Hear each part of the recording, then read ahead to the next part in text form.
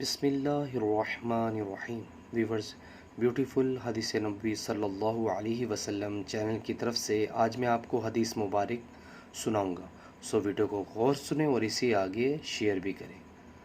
حضرت عائشہ صدیقہ رضی اللہ تعالی عنہا بیان کرتی ہیں کہ ایک دیہاتی نبی کریم صلی اللہ علیہ وسلم کی خدمت میں حاضر ہوا اور کہا، آپ لوگ بچوں کو بوسہ دیتے ہیں، ہم تو انہیں بوسہ نہیں دیتے۔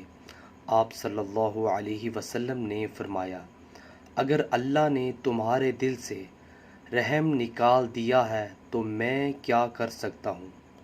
صحیح بخاری کی حدیث ہے۔